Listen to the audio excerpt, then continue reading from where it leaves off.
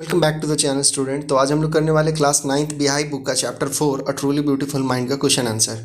तो फर्स्ट में आप देखेंगे कि here are some heading for paragraph in the text, write the number of the paragraph for each title against the heading.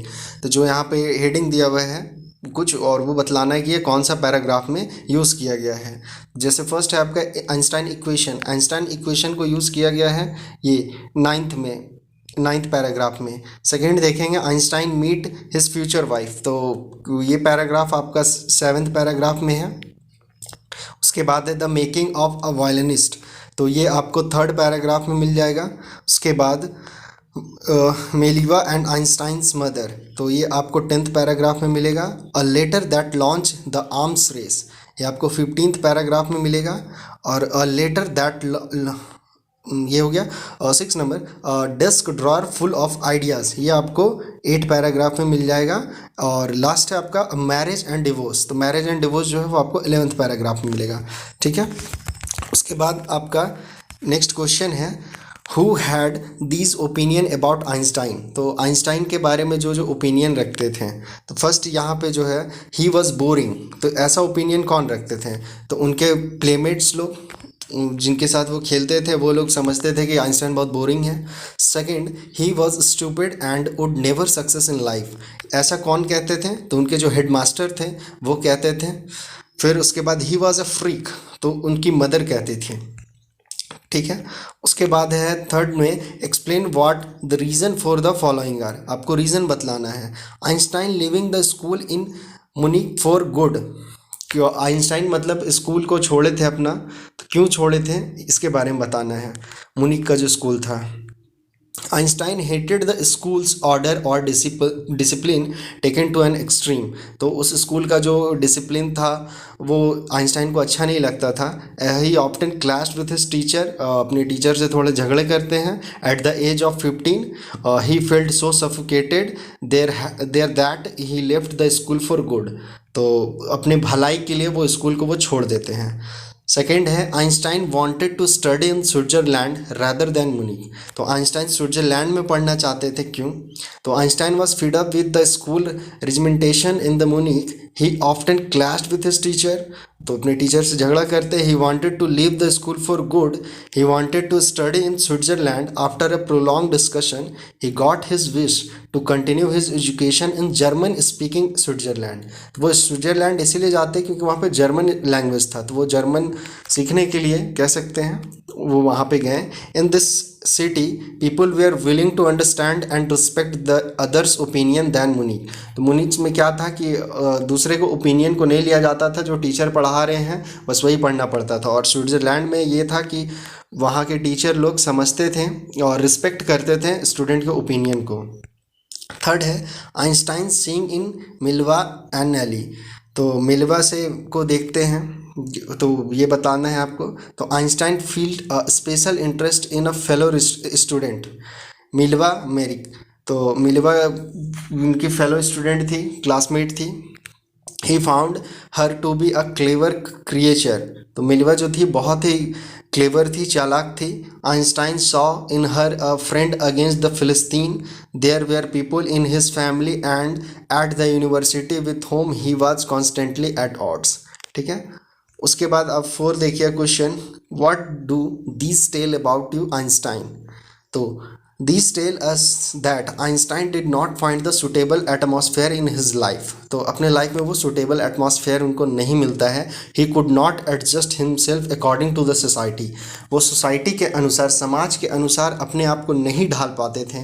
nobody understood his feelings and emotion and tried to bring out his hidden talent, और कोई नहीं है जो कि इनके feelings को, emotion को नहीं समझता था और इनका हिडन टैलेंट को मतलब बाहर निकालने का मौका नहीं देता था। जैसे कि ये क्वेश्चन में आप देखे थे कि उनकी मदर भी उनको फ्रीक समझती थी, कमज़ोर समझती थी, और हेडमास्टर भी कहते थे ये जो है बहुत स्टूपिड है और कभी लाइफ में सक्सेस नहीं करेगा, और स्टूडेंट लोग जो उनका प्लेमेट्स था वो भी कहता था कि ये बहुत ही बोरिंग है।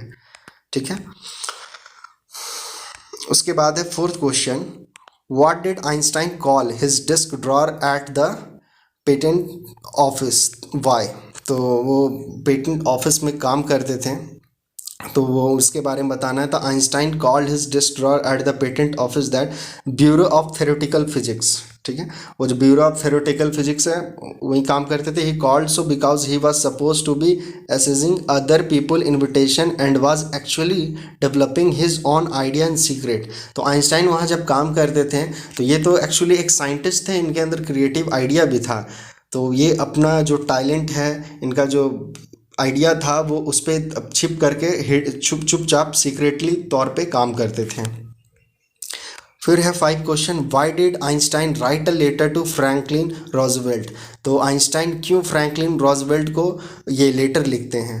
तो Einstein wrote a letter to Franklin Roosevelt because he feared that the Nazis could make and use an atomic bomb. तो आइंस्टाइन को डर था कि नाजी लोग जो है वो एटॉमिक बम बना लेगा। In his letter written on August 2 August 1939, वो लेटर को 2 अगस्त 1939 में लिखे थे। He want that a single bomb of this type is exploded in a port. ये जो एक बम जो है इसका जो धमाका होगा वो पूरा पोर्ट को बर्बाद कर सकता है। Might very well destroyed the whole port together with some of the surrounding territory. और साथ ही ये जो एक्सप्लोजिव है आपका एटॉमिक बम इतना खतरनाक हो सकता है कि सिर्फ पोर्ट को नहीं, बंदरगाह को ही नहीं, उसके आसपास का जो छोटा मोटा टेरिटरी होगा वो सबको भी बर्बाद कर देगा। उसके बाद 6 क्वेश्चन है, how did Einstein react to the bombing of Hiroshima and Nagasaki. तो अमेरिका जब हिरोशिमा और नागासाकी पे बॉम्ब गिराया था तो उस पर आइंस्टाइन का क्या रिएक्शन था। तो Einstein was deeply shaken by the extent of the destruction. तो डिस्ट्रक्शन जो है, डिस्ट्रक्शन का मतलब तबाही होता है, और शेकन मतलब अंदर से एकदम क्या बोलेंगे उसको, झुंझला जाना, एकदम दिल दहला देने वाला। उनके साथ ये इंसिडेंट हुआ। This time he wrote specially a long and official letter to the United Nation. ये यूएन को, जो इसका हेडक्वार्टर अमेरिका में है, वहाँ पे ये लेटर लिखते हैं। He propose the formation of a world government in it unlike the letter written to Roosevelt. जिस तरह से ये रोजवेल्ट को लेटर लिखे थे उसी तरह ये यूएन में भी ये लेटर दिए थे। This one had no impact, but इसका कोई भी प्रभाव यूएन को या फिर आप कह सकते हैं यूएसए को कोई प्रभाव इसका नहीं पड़ा। Einstein companion for an end to the arms buildup. उसके बाद वो आर्म्स को अपना मतलब एक अपना अलग सेना तैयार करने लगे। उसके बाद है, why does the world remember Einstein as a world citizen. तो आइंस्टाइन को हम लोग याद करते हैं एक वर्ल्ड सिटीजन के रूप में। क्यों याद करते हैं। तो world remember Einstein as a world citizen because he was a person who use to think about the future in an original and intelligent way. तो ये जो थे आइंस्टाइन, ये सिर्फ अपने बारे में नहीं, ये पूरे वर्ल्ड के बारे में सोचते थे, ना ही जिस कंट्री में रहते थे उसका पर्टिकुलर के बारे में सोचते थे, ये पूरे वर्ल्ड के बारे में सोचते थे, और बहुत ही इंटेलिजेंट वे में। साथ ही ये फ्यूचरिस्टिक थे, ये फ्यूचर को भी अंदाज़ा लगाते थे कि फ्यूचर में क्या हो सकता है। सपोज दैट एटॉमिक बम बनेगा तो इसका फ्यूचर में क्या इम्पैक्ट पड़ सकता है। He companion for an end to the arms build up by the joining active politics. फिर बाद में वो पॉलिटिक्स में भी इन्वॉल्व हुए। He use his popularity to companion for peace and democracy. तो ये ध्यान दीजिएगा, ये जो पीस एंड डेमोक्रेसी है, ये जो इनका मेन मकसद था आइंस्टाइन जो पॉलिटिक्स में आने का, ये पूरे वर्ल्ड में पीस फैलाएं और साथ ही डेमोक्रेसी फैलाएं, लोकतंत्र फैलाएं। He is celebrated as a visionary and world citizen as much as a scientific genius. तो हम लोग आइंस्टाइन को एज अ साइंटिस्ट हम लोग जानते हैं, लेकिन इस चैप्टर के थ्रू हम लोग को पता चला कि आइंस्टाइन सिर्फ एक साइंटिस्ट ही नहीं थे, वो एक जीनियस थे, और साथ ही वो एक पूरे वर्ल्ड के एक सिटीजन थे। पूरे वर्ल्ड का सिटीजन कहने का मतलब है कि suppose that we are living in India, हम लोग इंडिया के हैं तो हम लोग सिर्फ इंडिया के बारे में सोच रहे हैं, बट ये जहाँ रहते थे ये पूरे वर्ल्ड के बारे में सोचते थे, तो इसीलिए इनको वर्ल्ड सिटीजन कहा जाता है। उसके बाद here are some fact from Einstein life, arrange them in a chronological order. तो आपको क्रोनोलॉजिकल ऑर्डर में सबको अरेंज करते जाना है।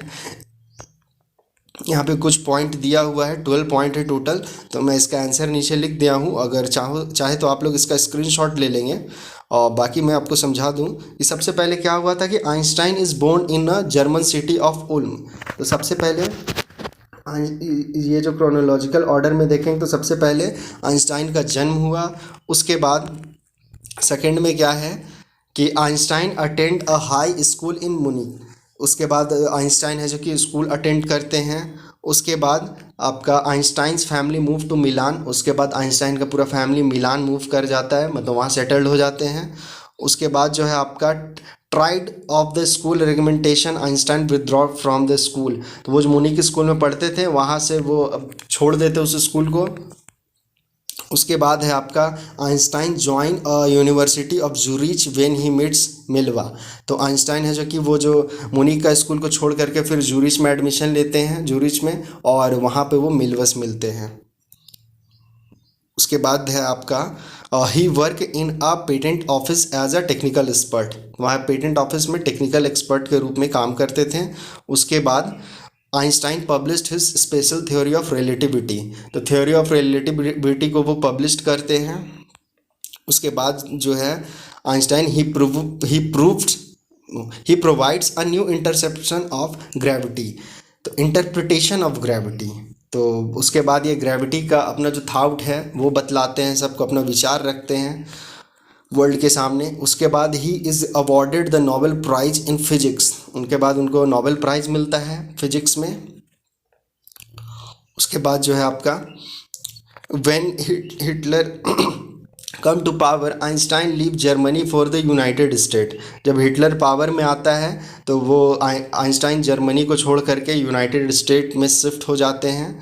उसके बाद जो है आपका Einstein write a letter to US president Franklin D Roosevelt and warns against German building of an atomic bomb, तो फिर उसके बाद वो लेटर लिखे थे फ्रैंकलिन रूजवेल्ट को कि जर्मनी है जो कि एटॉमिक बम बना रहा है, ठीक है। और लास्ट में जो है आपका आइंस्टाइन डाइज, ठीक है। तो इस तरह से ये चैप्टर का क्वेश्चन आंसर ख़त्म होता है। अगर आप लोगों को ये समझ में आया हो, वीडियो अच्छा लगा तो वीडियो को लाइक ज़रूर करें और साथ ही अपने फ्रेंड को शेयर करें इस वीडियो को, ताकि उन लोगों को भी थोड़ा हेल्प मिल सके पढ़ाई में। और जो इस चैनल पे नए हैं वो चैनल को सब्सक्राइब ज़रूर कर दें, क्योंकि मैं इस तरह का वीडियो चैप्टर एक्सप्लेनेशन और क्वेश्चन आंसर एक्सप्लेनेशन का वीडियो कंटिन्यूसली लेते आऊँगा। और साथ ही इस चैप्टर का अगर आप लोग एक्सप्लेनेशन देखना चाहते हैं, चैप्टर को पढ़ना चाहते हैं, तो इसका लिंक मैं वीडियो का लिंक डिस्क्रिप्शन में दे दूँगा, ठीक है। तो फिर मिलते हैं हम लोग नेक्स्ट वीडियो में, तब तक के लिए बाय एंड टेक केयर।